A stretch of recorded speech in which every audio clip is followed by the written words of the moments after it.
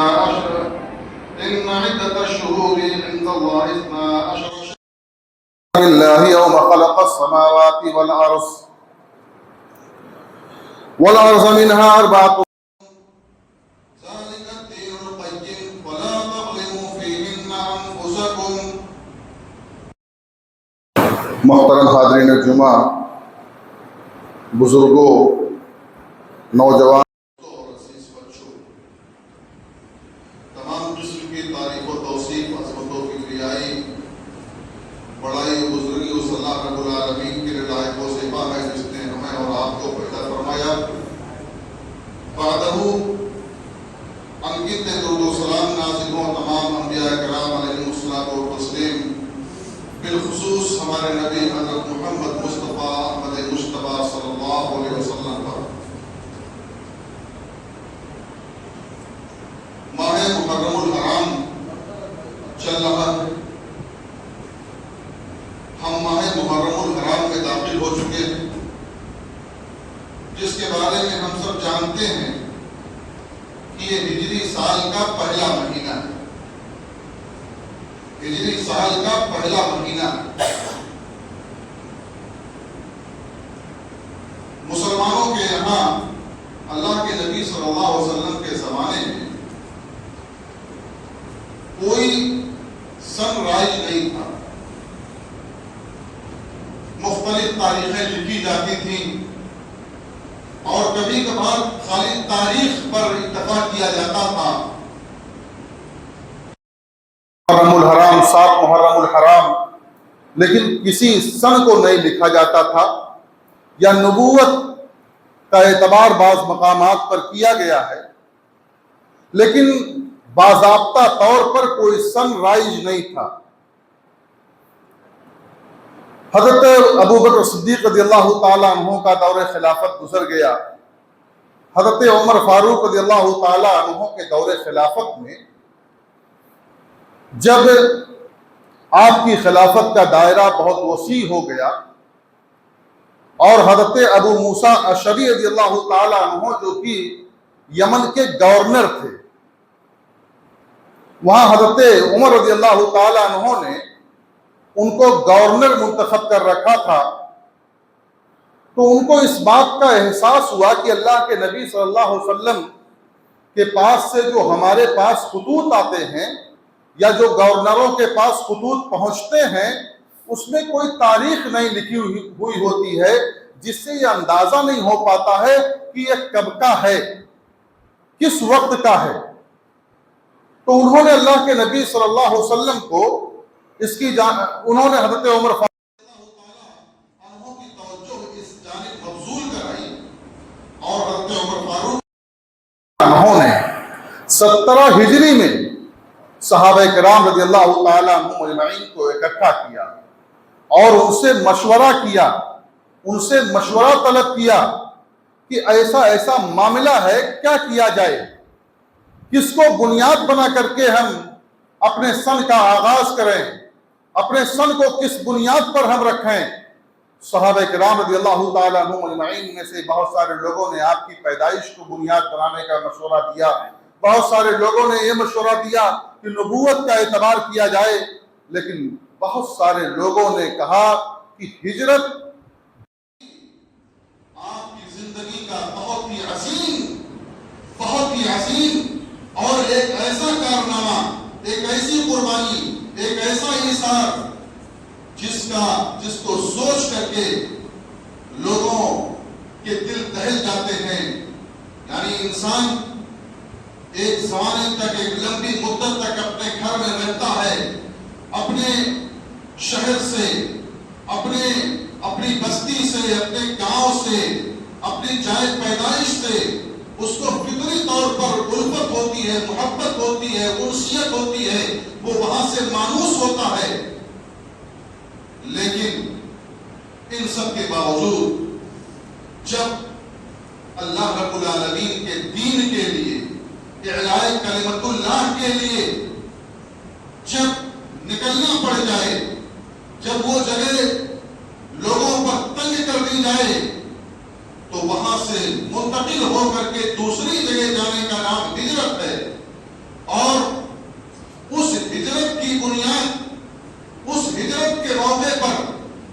کے نبی صلی اللہ علیہ وسلم نے جو پریشانیاں جھیلی، جس قدر اذیتیں برداشت کی اس سے پہلے اور اس موقع پر، اللہ کے نبی صلی اللہ علیہ وسلم دل سے نہیں چاہتے تھے کہ ہم مکہ چھوڑ کر کے چلے جائیں۔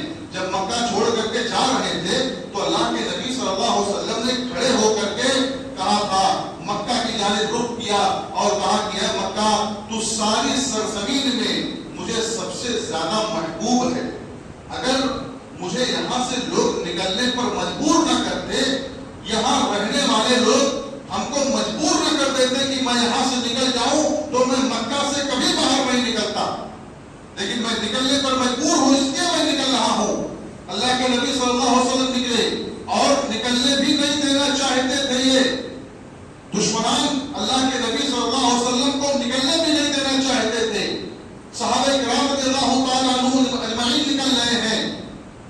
جب وہ نکل رہے ہیں تو کوئی ایک ادھر سے آ رہا ہے کہ تم یہاں جو مال کمائے ہو مال چھوڑ کر کے چلے جاؤ، تم جا رہے ہو ٹھیک ہے جاؤ، اپنی اولاد کو نہیں لے جا سکتے، اپنی جائیداد کو نہیں لے جا سکتے، اپنی بیوی کو نہیں لے جا سکتے، لیکن وہ صحابہ کرام رضی اللہ تعالیٰ عنہم اجمعین جو اللہ کے نبی صلی اللہ علیہ وسلم کے فداکار تھے، اللہ کے نبی صلی اللہ علیہ وسلم کے جانثار تھے، اور اپنا سب کچھ قربان کرنے کے لیے اللہ اور اس کے رسول کے لیے، اس کے دین کے لیے سب کچھ کرنے کے لیے تیار ہوتے تھے، وہ صحابہ کرام رضی اللہ تعالیٰ عنہم اجمعین، انہیں نہ تو مال و جائیداد کی محبت نے روکا، نہ بیوی کی محبت نے روکا، نہ والدین کی محبت نے روکا، اور وہ اللہ رب العالمین کے لیے، اللہ کے کلمے کو بلند کرنے کے لیے، اللہ کے دین کو پھیلانے کے لیے وہ وہاں سے نکل پڑتے ہیں، اپنے محبوب شہر سے نکل پڑتے ہیں، مکہ سے نکل پڑتے ہیں۔ اس ہجرت کی بنیاد پر مسلمانوں نے اپنے سن کی بنیاد رکھی تاکہ لوگوں کے ذہنوں میں رہے کہ مسلمانوں نے کس قدر اذیتیں برداشت کی ہیں، کس قدر ان کے اوپر ظلم و ستم ہوا ہے، کس قدر وہ ظلم و ستم کے شکار ہوئے ہیں۔ تو مظالم ہر وقت رہے ہیں اور ان مظالم سے ہمیں گھبرانا نہیں چاہیے۔ کہنے کا مطلب یہ ہے کہ اللہ کے نبی صلی اللہ علیہ وسلم نے ہجرت کی، اور ہجرت کا جو پروگرام بنا تھا وہ ذی الحجہ کے مہینے میں بنا تھا۔ اس کے بعد جو مہینہ آنے والا تھا محرم کا مہینہ تھا، اور اسی لیے محرم کا مہینہ اس سال کا پہلا مہینہ ٹھہرا، اور اسی محرم کے مہینے سے اسی محرم کو سال کا پہلا مہینہ قرار دیا گیا، اور ہجرت کی بنیاد پر اس کو ہجری سن قرار دے دیا گیا۔ سن 17 ہجری میں معاملہ ہوا۔ بہرحال یہ ہجرت ہمیں یاد دلاتی ہے کہ اللہ کے نبی صلی اللہ علیہ وسلم نے، آپ صلی اللہ علیہ وسلم کے جانثار صحابہ نے کس قدر ظلم و ستم برداشت کیے ہیں، کس قدر آپ پر لوگوں نے مظالم ڈھائے ہیں، یہ ساری چیزیں ہمیں چیخ چیخ کر کے بیان کر رہی ہیں۔ اور ایک بات یہ بھی ہمارے ذہنوں میں ہونا چاہیے، ہمارے دلوں کو پریشان نہیں ہونا چاہیے کہ حالات ہمیشہ ایک جیسے نہیں ہوتے ہیں، حالات بدلتے بھی ہیں۔ اللہ کے نبی صلی اللہ علیہ وسلم نے کس قدر مظالم کو برداشت کیا، صحابہ کرام رضی اللہ تعالیٰ عنہم اجمعین پر کس قدر مظالم ڈھائے گئے۔ آپ دیکھ لیجیے حضرت سمیہ رضی اللہ تعالیٰ عنہا کے واقعے کو آپ پڑھیے، حضرت بلال حبشی کو آپ دیکھیے، اور اسی طرح سے صحابہ کرام رضی اللہ تعالیٰ عنہم اجمعین، جب تک حضرت عمر بن خطاب رضی اللہ تعالیٰ عنہ مسلمان نہیں ہوئے تھے تب تک بڑے صحنے بہت ڈرے ہوئے ہوتے تھے، لیکن حضرت عمر بن خطاب رضی اللہ تعالیٰ عنہ کے اسلام نے مسلمانوں کے اندر کچھ قوت پیدا کی، ان کے اندر کچھ قوت آ گئی، لیکن پھر بھی وہ مظالم کا شکار ہوتے رہے۔ لیکن حالات بدلتے ہیں، اس لیے ہمیں اور آپ کو کبھی بھی گھبرانا نہیں چاہیے، حالات سے کبھی گھبرانا نہیں چاہیے۔ میں عرض کر رہا تھا کہ یہ محرم کا مہینہ ہے، اس محرم کے مہینے کی بڑی فضیلت اللہ اور اس کے رسول صلی اللہ علیہ وسلم نے بیان فرمائی ہے۔ یہ سب سے پہلی بات تو یہ ہے کہ یہ محرم کا مہینہ یہ حرمت والا مہینہ ہے. اللہ کے نبی صلی اللہ علیہ وسلم نے یا اللہ رب العالمین نے جن 4 مہینوں کو حرمت والا قرار دیا ہے یہ ان 4 مہینوں میں سے ہے. اللہ رب العالمین نے قرآن مجید میں فرمایا ان عدت الشہور عند اللہ 12 شہرا فی کتاب اللہ یوم خلق السماوات والارض منها 4 حرم.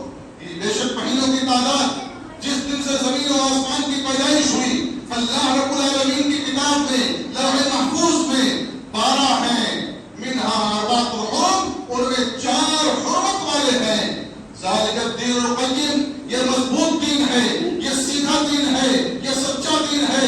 فلا تظلموا فیہن انفسکم لہذا تم ان میں اپنے نفسوں پر ظلم نہ کرو. نہ تو تم کسی پر ظلم کرو اور نہ ہی اپنے اوپر ظلم کرو. اس مہینے میں اللہ کے نبی صلی اللہ علیہ وسلم اس مہینے میں اللہ رب العالمین نے خاص طور پر ظلم سے روکا ہے. یوں تو زندگی کے ہر لمحے میں ہر سیکنڈ میں ظلم کرنا بھی ممنوع ہے اور ظلم سہنا بھی درست نہیں ہے. نہ کسی پر ظلم کیا جائے اور نہ کسی کو ظلم کرنے دیا جائے. دونوں چیزیں ممنوع ہیں. لیکن ان 4 مہینوں میں جن کو اللہ رب العالمین نے حرمت والا مہینہ قرار دیا اللہ رب العالمین نے فرمایا فلا تظلموا فیہن انفسکم تم خاص طور سے ان میں اپنے اوپر ظلم نہ کرو اپنے نفسوں پر ظلم نہ کرو. آج حالات کتنے خراب ہوتے جا رہے ہیں. مسلمانوں کے اندر کتنے معاملات بگڑتے جا رہے ہیں. سینہ کوبی کا معاملہ ہے.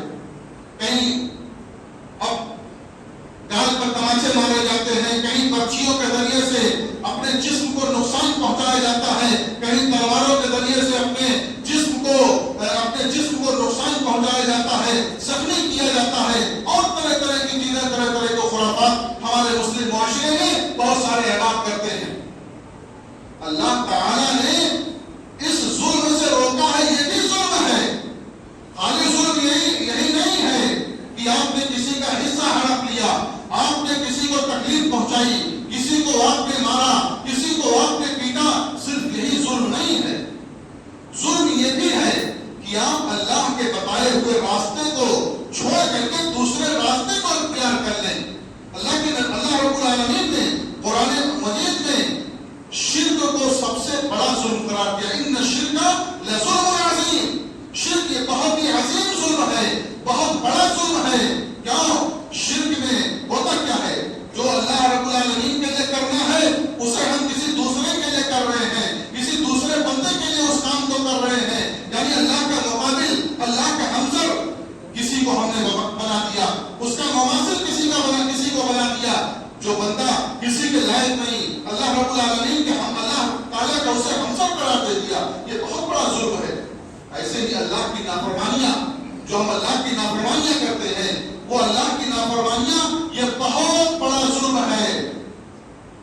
اس لیے ہمیں ان مہینوں میں خاص طور سے ویسے تو زندگی کے ہر موقع پر ہر لمحے ہمیں اور آپ کو نافرمانی سے بچنا چاہیے اللہ کی معصیت سے بچنا چاہیے کہ اللہ تعالیٰ ہم سے ناراض نہ ہونے پائے.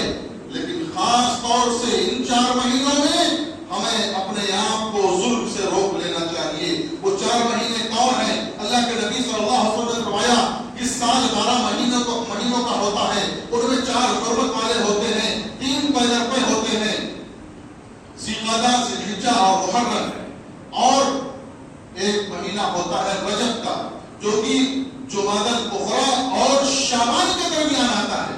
جمادی الاخری اور شعبان کے درمیان جو مہینہ آتا ہے وہ رجب کا مہینہ ہے. یہ اللہ کی حکمت ہے کہ اللہ رب العالمین نے اس طرح سے بنایا کہ لوگوں کے لیے حج کرنا آسان ہو جائے. اس زمانے میں بڑی بدامنی ہوا کرتی تھی تو لوگ حج کرنے کے لیے ظاہر سی بات ہے کوئی پیدل جا رہا ہے کوئی اپنی سواری سے جا رہا ہے کافی لمبا وقت لگتا تھا تو لوگ ذوالقعدہ ہی کے مہینے میں نکلتے تھے. تو اس لیے ان تمام ان مہینوں کو حرمت والا قرار دیا گیا تاکہ وہ امن و سکون کے ساتھ، اور صرف یہ اسلام میں نہیں، اسلام نے اس کو باقی رکھا ہے، مشرکین بھی اس کا احترام کیا کرتے تھے، مشرکین کے یہاں بھی چاروں مہینے حرمت والے تھے، اگر وہ جنگ و جدال کیا کرتے تھے تو جب یہ مہینے آ جایا کرتے تھے تو عام طور سے اپنے آپ کو روک لیا کرتے تھے، جنگ و جدال سے اپنے آپ کو روک لیا کرتے تھے، خون ریزی سے اپنے آپ کو روک لیتے تھے۔ کبھی ایسا ہوتا تھا کہ کسی دوسرے بہانے سے اس مہینے کو دوسرے مہینے میں منتقل کر لیتے، لیکن عام طور سے وہ اپنے ہاتھوں کو خون ریزی سے روک لیتے تھے، جنگ و جدال بند کر دیا کرتے تھے۔ یعنی اس مہینے کو حرمت والا مہینہ سمجھتے تھے، تو ہمیں اور آپ کو بھی ان مہینوں کا احترام کرنا چاہیے، ان مہینوں میں اللہ رب العالمین کی نافرمانیوں سے بچنا چاہیے۔ اللہ تعالیٰ نے جا بجا مقامات پر اللہ کے نبی صلی اللہ علیہ وسلم نے اس مہینے کے حوالے سے ہمیں اس مہینے میں روزہ رکھنے کی تعلیم دی ہے کہ ہم اس مہینے میں روزہ رکھیں، اور اللہ کے نبی صلی اللہ علیہ وسلم نے فرمایا افضل الصیام بعد رمضان شہر اللہ المحرم، یعنی اس کو اللہ کے نبی صلی اللہ علیہ وسلم نے شہر اللہ کہا ہے، اللہ رب العالمین کا مہینہ، اللہ کا مہینہ، یعنی اللہ کی جانب اس مہینے کی نسبت کی ہے، جیسے ناقۃ اللہ، اسد اللہ کہا گیا، یعنی یہ ناقۃ اللہ اللہ تعالیٰ کی اونٹنی قرآن مجید میں ہے، ناقۃ اللہ تو اللہ کی اونٹنی، یعنی اس کا رتبہ، اس کی عظمت مزید بڑھ جاتی ہے، اس کی نسبت اللہ کی جانب ہونے کی وجہ سے اس کا مرتبہ، اس کی عظمت بڑھ جاتی ہے۔ ایسے ہی اس مہینے کی نسبت اللہ کی جانب کی گئی ہے، شہر اللہ سے تعبیر کیا گیا ہے، لہذا اس مہینے کی عظمت اور مہینوں سے بڑھ جاتی ہے۔ ہمیں اور آپ کو چاہیے کہ اس مہینے کی عظمت اور تقدس کا خیال کرتے ہوئے یہ جو آئندہ دن آ رہا ہے، کل کا دن، پرسوں کا دن، ان دنوں میں ہمیں روزوں کا اہتمام کرنا چاہیے، 9 اور 10 کے روزوں کا اہتمام کرنا چاہیے۔ آج تو لوگوں نے سمجھ لیا ہے کہ اس کی فضیلت، جو عاشورہ کی جو فضیلت ہے، وہ صرف اور صرف حضرت حسین رضی اللہ تعالی عنہ کی شہادت سے نہیں، اس دن کی عظمت، اس دن کی فضیلت سے حضرت حسین رضی اللہ تعالیٰ عنہ کی شہادت سے کچھ بھی لینا دینا نہیں ہے۔ حضرت حسین رضی اللہ تعالیٰ عنہ کی شہادت ایک اتفاقی حادثہ تھا جو اس دن میں ہو گیا، بہت دلدوز سانحہ تھا، حضرت حسین رضی اللہ تعالیٰ عنہ کا سانحہ بہت ہی دلدوز تھا۔ اس تفصیل میں نہ جا کر کے میں صرف یہ کہنا چاہتا ہوں کہ اس دن کی عظمت، اس دن کا تقدس سے حضرت حسین رضی اللہ تعالیٰ عنہ کی شہادت سے کچھ بھی لینا دینا نہیں ہے، اس لیے کہ شہادتیں بہت ساری ہوئی ہیں۔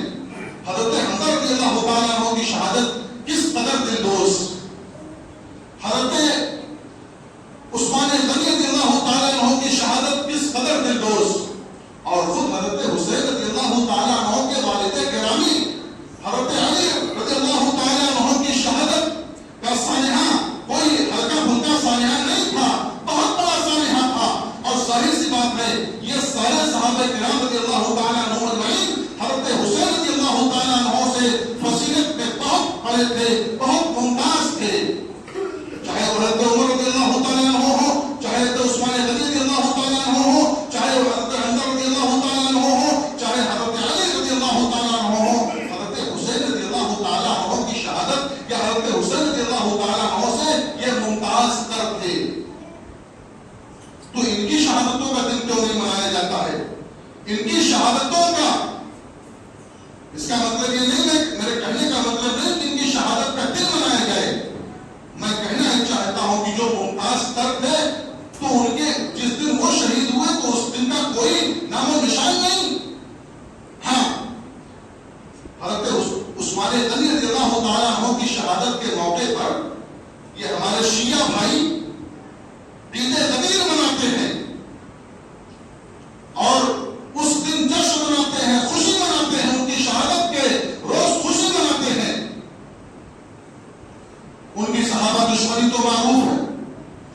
کرام رضی اللہ تعالیٰ عنہم اجمعین کے سب سے بڑے دشمن ہیں. صحابہ کرام رضی اللہ تعالیٰ عنہم اجمعین کا مقام و مرتبہ، صحابہ کرام رضی اللہ تعالیٰ عنہم اجمعین چاہے وہ چھوٹا ہو چاہے بڑا ہو چاہے متوسط طبقے کا ہو، کوئی بھی صحابی چاہے حضرت ابو بکر صدیق رضی اللہ تعالیٰ عنہ ہو، چاہے حضرت عمر فاروق رضی اللہ تعالیٰ عنہ ہو، حضرت عثمان غنی رضی اللہ تعالیٰ عنہ ہو، حضرت علی رضی اللہ تعالیٰ عنہ ہو، کاتب وحی حضرت امیر معاویہ رضی اللہ تعالیٰ عنہ ہو، ان کے والد گرامی حضرت ابو سفیان رضی اللہ تعالیٰ عنہ ہو. یہ بڑا عجیب اتفاق ہے کہ ابو سفیان کا جب نام آتا ہے تو ابو سفیان کہتا تھا، ابو سفیان نے ایسا کیا. جب اللہ نے اعلان کر دیا کہ جب کوئی اسلام قبول کر لیتا ہے، مسلمان ہو جاتا ہے، تو اس کے پچھلے گناہ معاف کر دیے جاتے ہیں. حضرت عمرو بن عاص رضی اللہ تعالیٰ عنہ نے جب اسلام قبول کیا تو اللہ کے نبی صلی اللہ علیہ وسلم سے بیعت کرنا چاہا. کہا میں اللہ کے نبی صلی اللہ علیہ وسلم آپ سے بیعت کرنا چاہتا ہوں. اور اس کے بعد پھر رات نے ہاتھ کھینچ دیا. کہا عمرو تمہیں کیا ہو گیا؟ کہا اللہ کے نبی صلی اللہ علیہ وسلم میں آپ سے ایک بات عرض کرنا چاہتا ہوں، اس کے بعد پھر بیعت کروں گا. کہا کیا بات ہے بتاؤ؟ کہا میں چاہتا یہ ہوں، میری خواہش ہے کہ جو میں نے گناہ کیے ہیں پچھلی زندگی میں، جو ہم نے گناہ کیے ہیں وہ سارے گناہ ہمارے معاف ہو جائیں. تو اللہ کے نبی صلی اللہ علیہ وسلم نے کہا کہ کیا تمہیں نہیں معلوم کہ یہ اسلام ان الاسلام یہدم ما کان قبلہ، کہ اسلام گزشتہ تمام گناہوں کو معاف کر دیتا ہے. جب کوئی آدمی مسلمان ہو جاتا ہے تو اس کے سارے گناہ معاف ہو جاتے ہیں. تو یہ جب مسلمان ہو گئے، انہوں نے اسلام قبول کر لیا، تو کم سے کم ہم سنیوں کو تو ان کی عظمت اور ان کے تقدس کا خیال رکھنا چاہیے، جن کے بارے میں اللہ رب العالمین نے سبق دے دی ہے رضی اللہ عنہم ورضوا عنہ، کہ اللہ ان سے راضی ہوا، وہ اللہ سے راضی ہوئے.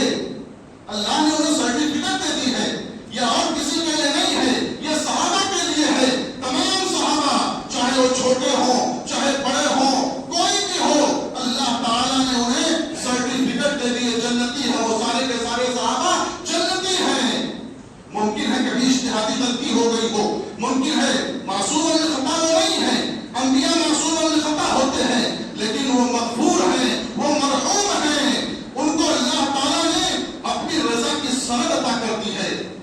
لہذا ہم میں سے کسی کو بھی اس بات کی جرات نہیں کرنی چاہیے کہ وہ صحابہ کرام رضی اللہ تعالیٰ عنہم اجمعین کی شان میں گستاخی نہ کرے. آج بہت سارے لوگ ایسا پیدا ہو رہے ہیں. ابھی یہ مہینہ چل رہا ہے، واعظین، میں نے خود اپنے کانوں سے سنا، واعظین حضرت امیر معاویہ رضی اللہ تعالیٰ عنہ کی شان میں گستاخی کرتے ہیں، حضرت ابو سفیان کی شان میں گستاخی کرتے ہیں، حضرت عثمان غنی رضی اللہ تعالیٰ عنہ پر اقربا پروری کا الزام لگاتے ہیں. بہت سارے مفسرین، بہت سارے لوگ جو کتابوں کے مصنف بھی ہیں، ان کے فالوور بھی موجود ہیں، اور بہت ایک مسلک کے اور ایک مسلک کے بانی بھی ہیں. ایسے لوگوں نے بھی اللہ کے رسول صلی اللہ علیہ وسلم کے ان ساتھیوں کے بارے میں اپنی زبان دان کو دراز کیا ہے. اللہ نے ایسے لوگوں کے لیے لعنت بیان کی ہے، من سب اصحابی فعلیہ لعنت اللہ والملائکہ والناس اجمعین. جس نے میرے صحابہ کو گالی دی، جس نے میرے صحابہ کو برا بھلا کہا، جس نے میرے صحابہ کی شان میں گستاخی کی، اس پر اللہ کی لعنت ہے، فرشتوں کی لعنت ہے، دنیا جہان کے سارے لوگوں کی لعنت ہے.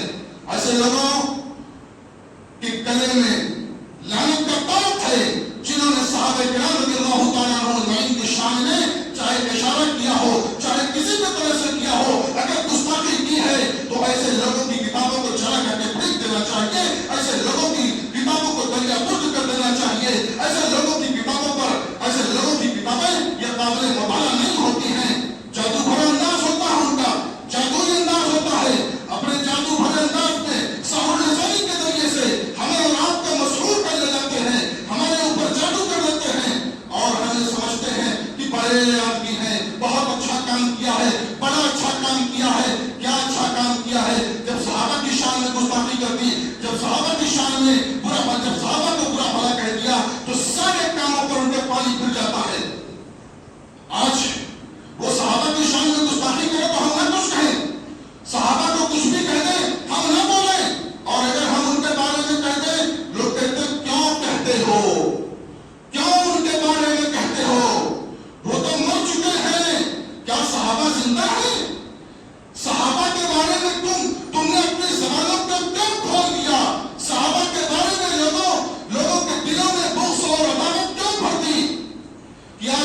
صحابہ کرام رضی اللہ تعالیٰ عنہم اجمعین تو برا بھلا کہنے پر مجبور ہوتے ہیں. بہرحال میں کہہ رہا تھا کہ جو ایام آ رہے ہیں ایام کی قدر کرنی چاہیے, اور کل اور پرسوں یعنی 9 اور 10 کا روزہ رکھنا یہ اللہ کے نبی صلی اللہ علیہ وسلم 10 کا روزہ رکھنا یہ اللہ کے نبی صلی اللہ علیہ وسلم کی سنت ہے. اللہ کے نبی صلی اللہ علیہ وسلم سوال کیا گیا کہ اللہ کے نبی صلی اللہ علیہ وسلم یوم عاشورہ کے بارے میں آپ کیا کہتے ہیں؟ آپ صلی اللہ علیہ وسلم فرمائے کہ یکفر السنۃ الماضیہ, کہ میں یہ سمجھتا ہوں کہ اس کے ذریعے سے گزشتہ سال کے چھوٹے چھوٹے گناہ معاف ہو جاتے ہیں. چھوٹے چھوٹے گناہ ایک سال کے معاف ہو جاتے ہیں اس کے ذریعے سے. اس کے بعد اللہ کے نبی صلی اللہ علیہ وسلم کو اس کا علم ہوا. صحابہ نے بتایا کہ اللہ کے نبی صلی اللہ علیہ وسلم اس دن کی تعظیم تو یہودی بھی کرتے ہیں. تو اللہ کے نبی صلی اللہ علیہ وسلم نے کہا کہ اگر میں زندہ رہا, اگر میری زندگی نے وفا کی, تو آئندہ سال میں نہ